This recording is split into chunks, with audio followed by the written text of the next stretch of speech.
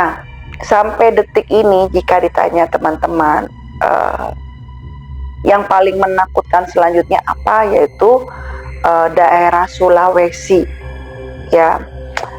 Itu saya ngeri melihatnya gitu ya, karena memang saya lihat banyak gempa, terus saya lihat bagaimana peretak jalanan berbelah gitu ya, dan saya juga melihat ada air yang sangat tinggi gitu ya, jelas sekali, dan itu tsunami ya itu. Dan lumayan lebar kawasannya, karena sampai ke air itu sampai menyentuh ke tengah lah, inti seperti itu.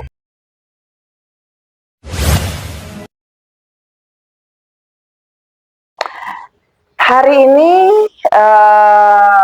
memang saya akan membahas sebuah prediksi ya teman-teman. Prediksi ya, memang banyak sekali DM yang masuk ke saya ingin menanyakan bagaimana kondisi keadaan ke depan ya. Memang sebelumnya saya sudah pernah prediksi, tapi entah mengapa sahabat Feni Rama official ini banyak sekali yang terus DM di IG, di TikTok.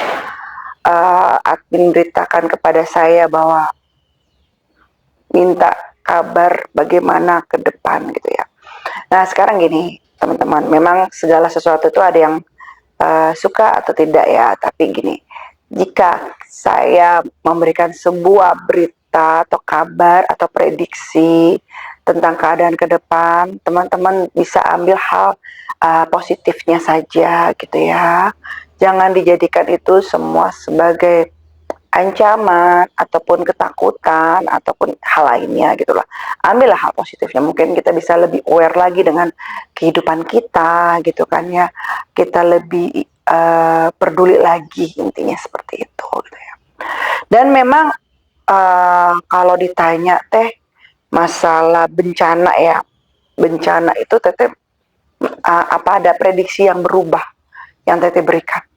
Kan memang saya masih terus berulang sampai detik ini.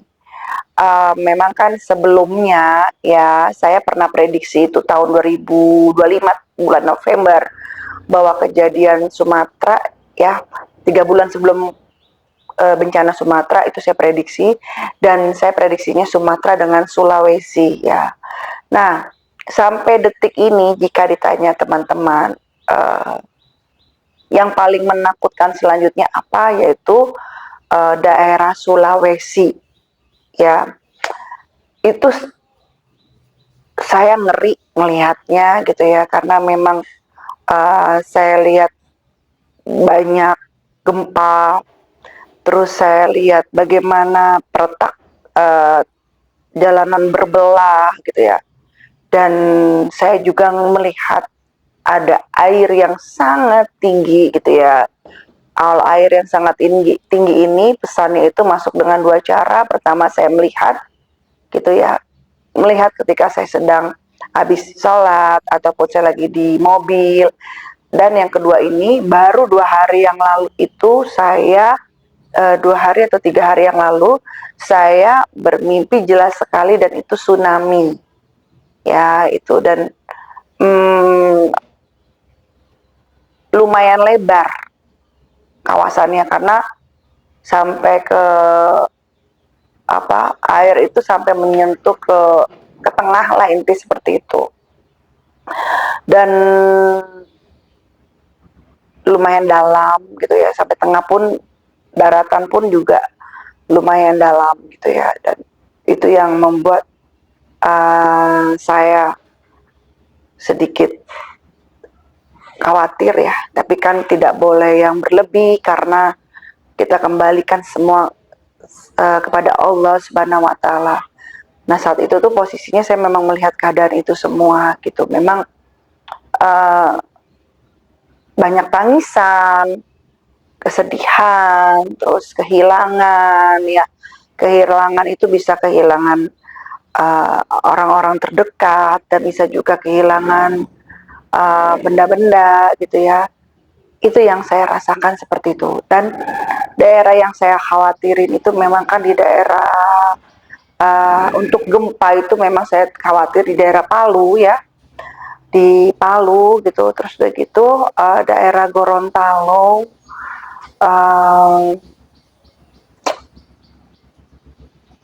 Manado ya, Makassar ya, saya juga khawatir. Namun untuk goncangan gempa itu lebih tinggi yang di pesisir pantai, itu tinggi sekali. Dan Palu ya, saya lihat di sini juga agak tinggi untuk gempanya gitu ya. Dan saya melihat ada sebuah bencana besar. Teman-teman yang setia mengikuti berita saya itu sepertinya paham ya. Saya sudah memprediksi ini dari bulan November 2025 ya. Jadi bukan maksudnya saya bicara sekarang terus baru cerita sekarang gitu kan, enggak seperti itu gitu ya. Saya udah prediksi lama, dan kok makin kesini makin saya merasakan itu gitu ya. Tanah, masih gejolak tanah dan air tuh di daerah Sulawesi ya, dominan tanah air tuh di daerah Sulawesi. Nah kalau untuk airnya itu bukan dari hujan, bukan, tapi airnya itu memang banjir ya. Banjirnya itu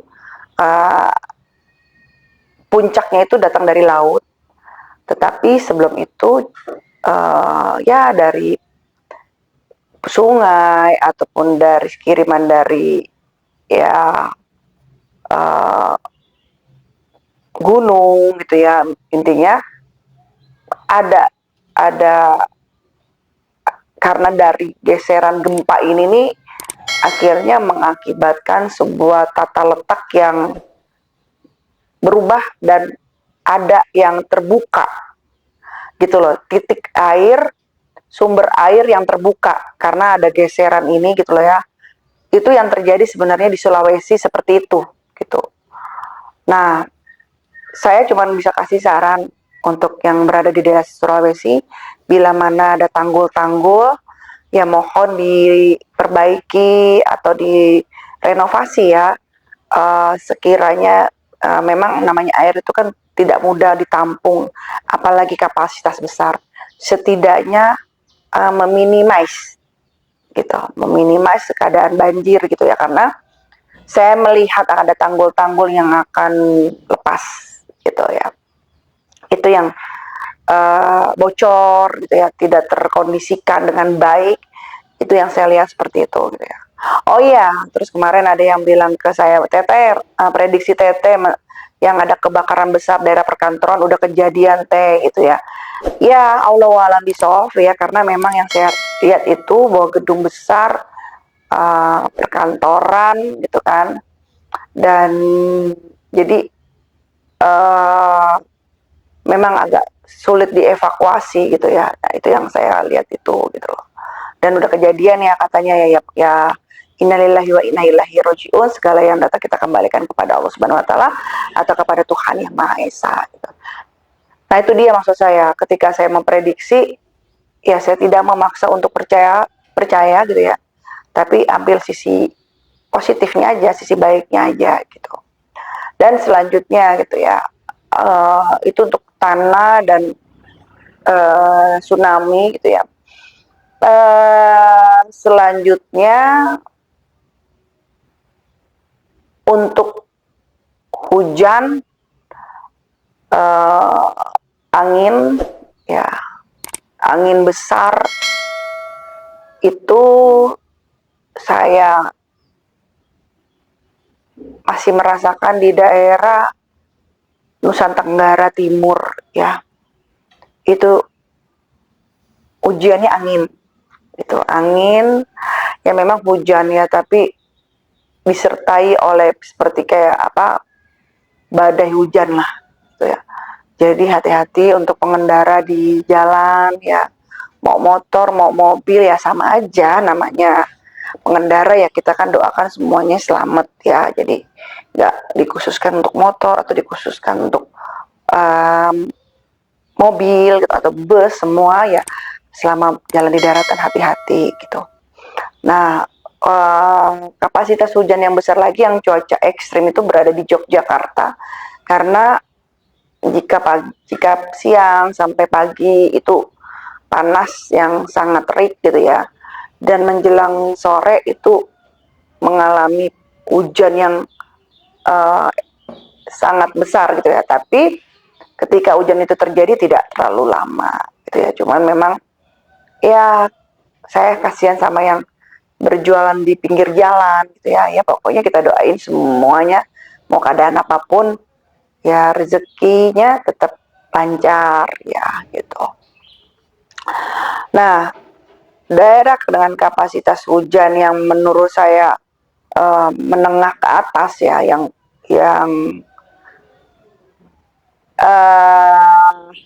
lumayan deras itu memang di daerah Jawa Barat, oke, disertai angin kencang. Terus kedua Kalimantan ya, memang ada beberapa titik yang Kalimantan Timur gitu ya, Kalimantan itu dengan eksistensi hujan menengah ke atas, maksudnya ya lebih besar daripada hujan standar biasanya gitu. Itu yang terjadi ya di titik-titik itu. Dan Maluku juga ujiannya dari angin dan hujan. Maluku Utara ataupun Papua itu ujiannya dari angin dan hujan gitu ya, lebih ke titik unsur alamnya itu. Jadi bukan tanah, kan kalau Sulawesi tanah dan air ya. Tapi kalau Maluku kayak tadi Kalimantan, Jawa Barat itu lebih ke unsur air, yaitu hujan gitu ya, Yogyakarta gitu ya, dan angin. Tapi kalau Jogja itu karena memang cuacanya ekstrim aja, dari yang panas gitu ya, terus nanti sorenya tuh hujan deras gitu, tapi tidak lama, tidak yang sampai semalaman seperti itu, tidak gitu ya. Itu yang terjadi seperti itu. Nah, kalau untuk masalah ada lagi yang banyak untuk masalah satanik atau bagaimana gitu ya, sebuah eventnya, sebuah acaranya gitu ya. Sebenarnya gini ya, ini kan udah ada sejak lama. Ya seperti ini tuh seperti sebuah apa ya, aliran. Dan yang namanya aliran itu sebenarnya acara ritualnya ya sejak dahulu kala. Tetapi masalahnya ketika sekarang ini lebih terbuka, karena menyangkut ke masalah populasi dunia dan ambisi ingin menguasai lebih luas dan lebih cepat, karena ada target yang terjadi. Itu ada target, perasaan saya, feeling saya. Jadi ya memang banyak plan A, plan B, plan C, plan D yang direncanakan, tetapi tidak memberikan dampak signifikan kepada kita, karena semua itu kembali kepada kebaikan Tuhan gitu ya. Andai pun itu berjalan, itu sebenarnya bukan karena Tuhan tidak sayang, tapi ujian buat diri kita sendiri. Datangnya ke masalah apa? Keyakinan kita gitu loh. Apakah keyakinan kita kepada Allah, Tuhan Yang Maha Esa, baik? Itu sebenarnya ujiannya ke situ tuh. Sebenarnya mudah aja kalau untuk dihilangkan, dimusnahkan gitu ya. Kalau Tuhan aja bisa menciptakan alam semesta, kenapa hanya untuk sekedar itu aja tidak bisa gitu ya. Itu semua karena kembali kepada menjadi ujian buat diri kita gitu. Jadi teman-teman, nanti ke depan itu memang akan banyak tawaran-tawaran, tetapi tidak secara vulgar. Ya, dan kali ini masuknya bukan ke agama lagi, tetapi kepada organisasi. Gitu. Bisa jadi organisasi ini bertitik kepada organisasi ada yang memanfaatkan sisi human, sisi kemanusiaan. Nah itu hati-hati gitu ya, tapi tidak semua seperti itu. Jadi ya ada kelompok-kelompok tertentu, teman-teman pasti bisa merasa kalau ini hal yang sudah seandainya ini sudah mulai bergeser, teman-teman akan merasakan itu gitu ya. Nah itu akan masuk ke beberapa sisi organisasi. Karena mereka sebenarnya paham kok, ini sudah mulai tercium di kalangan. Karena memang ada beberapa tim, kelompok yang terbuka gitu ya. Jadi ada yang dalam diri mereka juga ada yang pro dan kontra, ada yang suka terbuka dan tidak terbuka gitu. Nah itu jadi ada yang masuk dalam sebuah organisasi perkumpulan seperti itu gitu ya. Jadi hati-hati untuk memilih-milih teman, memilih-milih pasangan, siapa yang kau pergaulkan itu, jadi hati-hati gitu ya. Dan konsepnya kalau ada yang nanya ya ke saya, apakah yang namanya sebuah perjanjian itu akan mengorbankan jiwa gitu ya. Saya bilang gini, dengan kamu perjanjian saja kamu sudah mengorbankan diri kamu dan keluarga kamu. Walaupun secara fisik kalian masih ada semua di dunia. Ya. Karena kalian itu mengorbankan jiwa kalian, mempersembahkan jiwa kalian. Gitu. Jadi sebuah udah ikatan, dan itu akan terus seperti kayak rantai makanan akan berlaku kepada anak, akan berlaku kepada cucu dan keturunan generasi selanjutnya. Itu harus ada yang mewarisi. Istilahnya dia itu, si makhluk itu harus punya rumah, punya tubuh. Ya. Jadi kalau ada yang bilang, "Teteh, ini nggak pakai pengorbanan jiwa kok. Saya mau ikut ini semua karena ya, dibilang katanya nggak ada pengorbanan jiwa." Gimana nggak ada korban? Dengan kamu udah masuk aja, itu kamu udah menggadaikan jiwamu. Cuman kan bahasanya halus. Efeknya pasti ada, gitu ya. Mau itu sebuah ritual tradisional, misalnya perjanjian kepada perjanjian jiwa secara tradisional ataupun secara satanik seperti itu, semua ada pengorbanan. Sekarang kan kamu harus mengikrarkan bahwa kamu tidak percaya dengan adanya Allah, tidak percaya dengan kekuasaan Allah. Kan kamu suruh berikrar itu. Even kamu tidak mengucapkan dari mulut, tapi hatimu dengan kamu datang ke sana ya udah mengakui. Itu lebih parah. Walaupun bibirmu tidak berucap. Makanya sebenarnya tidak perlu dipikir-pikirkan kembali kalau mau ambil keputusan itu. Saya langsung bilang, no, jangan. Kamu pikir dengan kamu mati itu akan selesai? Tidak. Dia akan tetap mencari cangkangnya, mencari fisik, mencari rumah untuk tempat tinggalnya.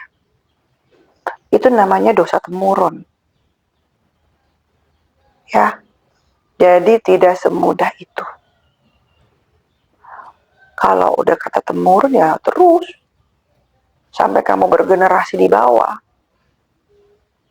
Yang di atas yang meninggal udah bertanggung jawab akan urusannya, tapi ke bawah ini.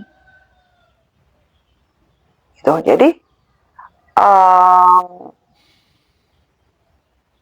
saya pernah terima pasien ya.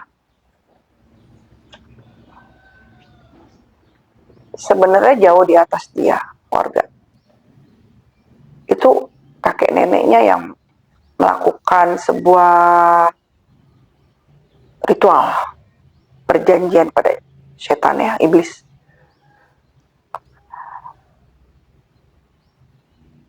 Kakek neneknya udah wafat. Dia bilang ibu bapak tidak meneruskan kakek nenek gitu loh. Apalagi saya cucunya. Kehidupan udah modern, sedangkan itu kan masih dulu lampau. Tetapi kejadiannya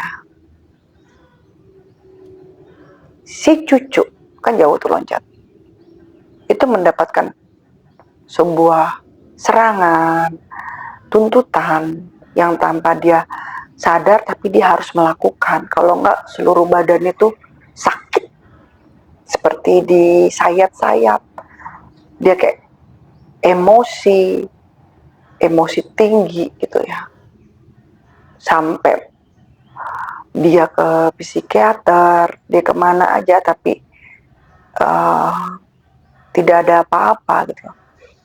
Sampai keluarganya sendiri, padahal keluarganya mau menjauhi gitu ya, sedangkan dia tidak pernah mengikuti acara itu. Sampai dia itu kalau udah emosi itu. Oke semuanya, mungkin video kali ini cukup sampai di sini dulu saja. Jangan lupa di like, comment, dan subscribe. Dan sampai jumpa di video TV Jawa selanjutnya. Mantap.